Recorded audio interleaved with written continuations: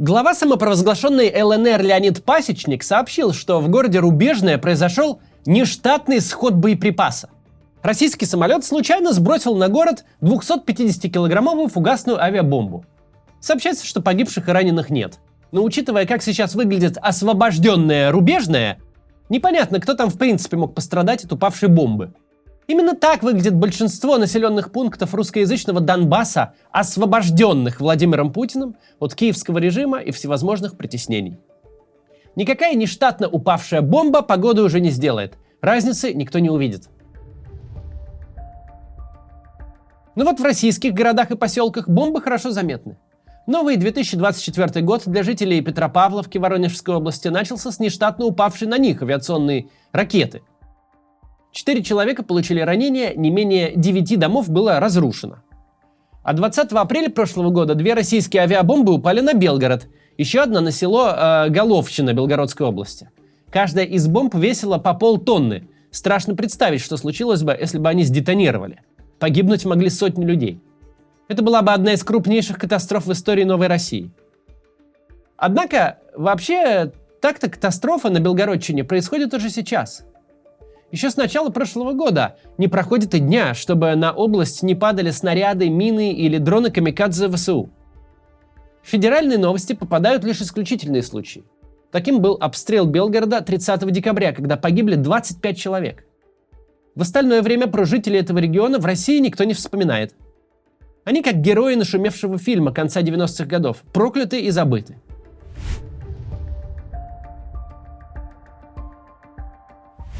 Один из главных ужасов войны – это рутинизация смерти. В обычной жизни преждевременная смерть человека – это экстраординарное событие. Если человек погиб в городе, например, на стройке, то приедут все имеющиеся в городе спецслужбы, следователи будут проводить расследования, начальник смены хорошо, если не сядет, но точно долго будет ходить и объясняться, комиссии будут разбираться в случившемся. Если на стройке за день погибнет 15 человек, то это будет новость федерального масштаба. На ушах будет стоять глава Следственного комитета и генпрокурор. А на скамье подсудимых быстро окажутся все причастные, от начальника смены до владельца строительной компании. На войне же все не так. На войне смерть – это рядовое событие. Причем превращение смерти во что-то обычное происходит далеко не только в голове тех людей, которые воюют на фронте. Оно происходит и у наблюдателей тоже. Люди, наблюдающие за войной через СМИ и соцсети, вдруг начинают рассуждать, что побочный ущерб при обстреле военного объекта – это ничего страшного. И если по поводу приемлемости гибели мирных жителей еще идут дебаты, то гибель военных за эти 2 года вообще стала чем-то обычным, о чем никто не говорит. Никто не знает их имен, никого не интересуют обстоятельства их гибели. Ну, работа у них такая, может и убить, что же вы хотели, война. Это изменение в мышлении огромного количества людей – одно из главных последствий войны. Оно отбрасывает общество на много десятилетий, если не столетий назад, и из времени, где нет ничего ценнее человеческой жизни, где весь мир работает на то, чтобы люди чувствовали себя хорошо, дольше жили, вкуснее ели, комфортнее отдыхали, развивались и раскрывали свои таланты. Во время, когда гибель людей – это внутриведомственный вопрос просто учета живой силы, а то могут и не учитывать вовсе. И обычные люди на самом деле прекрасно понимают, как это работает. Когда-то давно я вам уже показывал фрагменты уличного опроса, который в самый первый день войны провел журналист настоящего времени. Свое отношение к СВО тогда высказали жители Ростова-на-Дону, который, как и Белгород, находится недалеко от границы с Украиной. Нас зацепила тогда реплика одной женщины. Спустя 2 года ее слова по-прежнему актуальны. Скажите, пожалуйста, как вы относитесь к войне с Украиной? Очень плохо. С российской стороны очень плохо, что они развязали войну. Очень. Что Россия развязала войну. Очень плохо. Очень. Это очень печально будет для нас. Мы приграничная зона, тем более. В объективе камеры не ветеран спецслужб, не великий геостратег, а человек, который банально дружит с элементарной логикой. Такой человек понимает, что война – это процесс обоюдный. Войну, уж особенно войну против крупного соседнего государства, невозможно вести в одностороннем порядке. Жительница приграничной зоны уже в первые часы этой спецоперации дала очень точный прогноз. Для нас это закончится печально. Уже 25 февраля украинская армия нанесла удар по авиабазе Миллерово в Ростовской области. Спустя месяц, 1 апреля, вертолеты ВСУ поразили нефтебазу в Белгороде. Тогда это были события из ряда вон. Не считая приграничного конфликта с Китаем на острове Даманский в 1969 году, это впервые со времен Великой Отечественной, когда территория России оказалась под ударом вооруженных сил другого государства. Уже весной 22-го стоило хорошенько задуматься, что это за спецоперация такая по обеспечению безопасности России, если до нее почти целый век над страной было мирное небо, а теперь в нас летят ракеты и фугасы. Прилеты по российским населенным пунктам проходят новостью одной строкой в региональных СМИ. Кремлевские руководители подставили сотни тысяч, если не миллионы россиян, оказавшихся в прифронтовой зоне. И эти руководители теперь кровно заинтересованы в том, чтобы остальная Россия беды своих соотечественников не замечала. Удар по центру Белгорода 30 декабря стал исключением. Трагедию такого масштаба скрыть невозможно.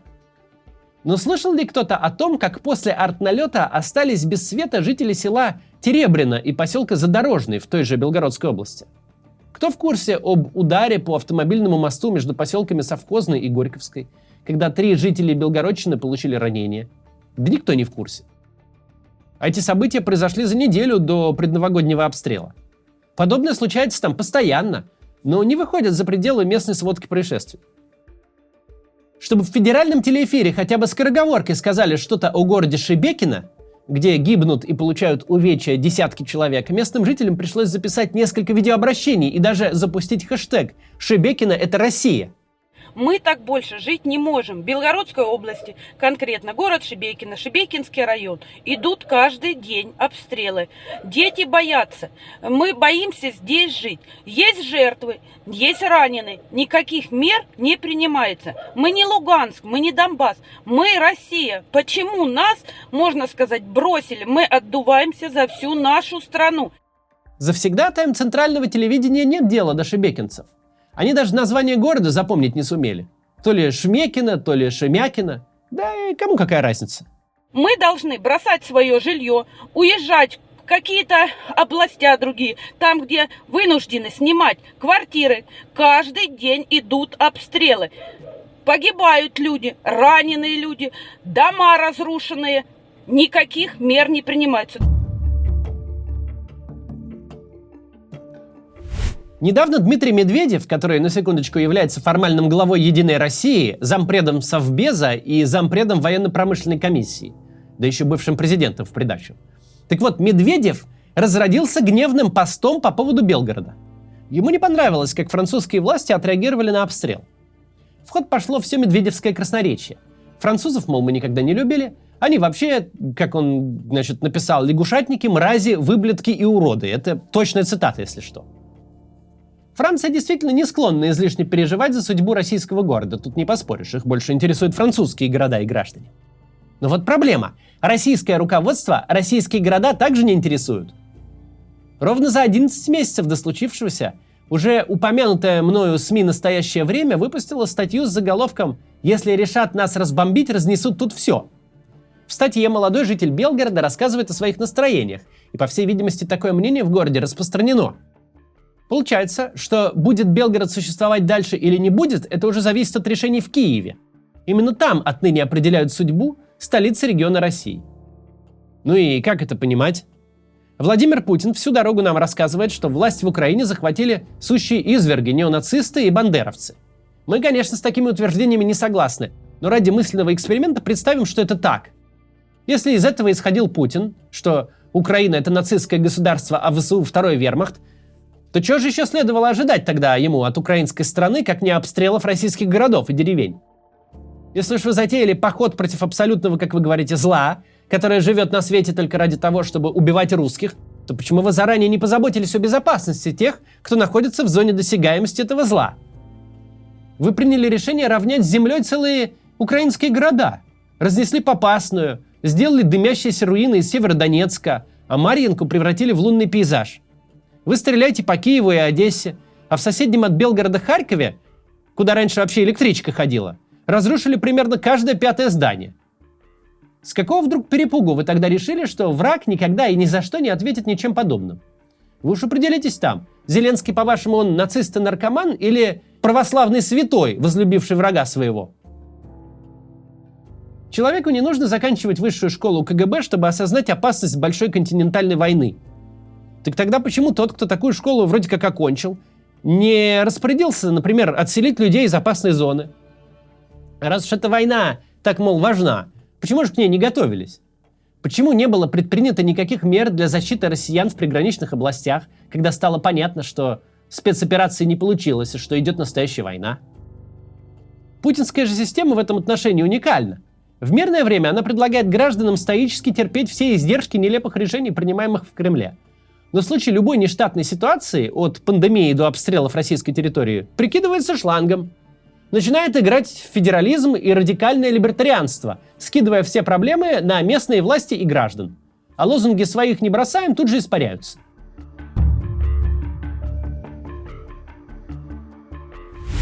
Почему нас бросили? Таким вопросом жители Белгородчины задаются не неделю, а как минимум уже год.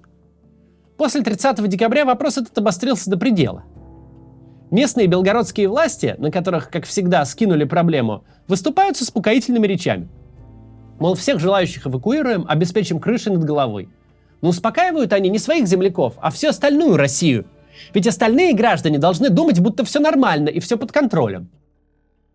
В мае 23-го жители Шебекина все-таки сумели обратить на себя внимание. И тогда губернатор Белгородской области Гладков объявил, по 200 человек эвакуируются в Пензу, Липецкую и Томскую области, по 300 в Калугу, Ярославль и Воронеж, а Белгород заявил о готовности принять 1000 шебекинцев. Звучит внушительно, правда? Успокаивает тех, кто никакого отношения не имеет к Белгородской области и не знает ничего о том, что там происходит и какого размера там населенные пункты вообще. Только вот население Шебекина – это под 40 тысяч человек, а Шебекинского городского округа более 85 тысяч. И куда спасаться всем остальным, кроме тех пары тысяч, которые так вот согласились принять? Неясно. Теперь сотни людей власти эвакуируют уже из Белгорода, где находиться сейчас смертельно опасно. Но живут в Белгороде более 330 тысяч человек, а вместе с агломерацией более 500 000. У каждого из них есть как минимум знакомый знакомого, который погиб или был ранен. Но 99% из них деваться попросту некуда. Чиновники на местах рекомендуют белгородцам начать заклеивать окна крест-накрест, как во время Великой Отечественной, чтобы стекла не бились. Обещают разобраться с укрытиями и сиренами, чтобы двери в бомбоубежище были открыты и чтобы сигнал тревоги звучал до, а не после артиллерийского налета. И надо признать, даже если бы Белгородской областью управляли самые замечательные люди на свете, вряд ли они могли бы предложить что-то большее. Не в их компетенции вопросы войны и мира. Сейчас у Владимира Путина есть 3 варианта решения проблем людей в приграничных регионах. Первый – эвакуировать вглубь России сотни тысяч, возможно, даже миллионы людей.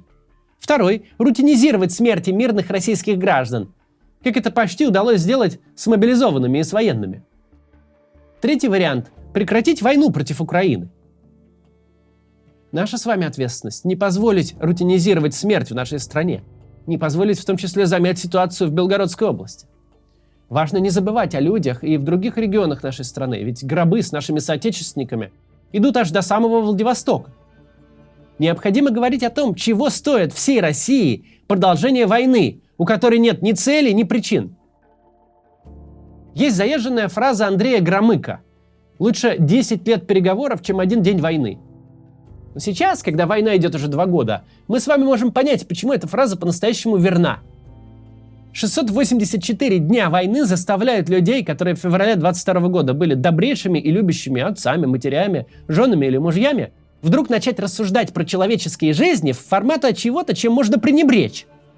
Но иногда случается, что на войне гибнут люди. Чего такого? Будем надеяться, что нас не коснется. Поехали дальше.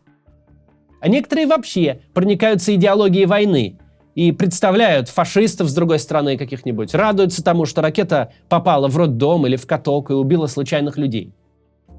Эту войну может остановить только российское общество, если скажет «нет» Владимиру Путину и продолжению этой войны.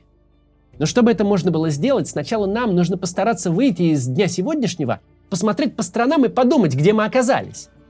Мы 2-й год воюем с Украиной. Разрушили множество городов, где жили очень похожие на нас люди, говорящие на одном с нами языке.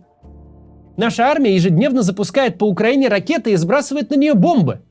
Наш военно-промышленный комплекс клепает снаряды, чтобы они летели в украинцев. Украинцы же в ответ получают лучшее и самое современное западное вооружение и стреляют в нас. И все это потому, что Путин решил повоевать и до сих пор не сказал никому зачем. И вот война пришла уже в Белгород и, несомненно, пойдет дальше, в другие российские города. Как все это может быть правдой? И как мы можем не быть против этого? До завтра.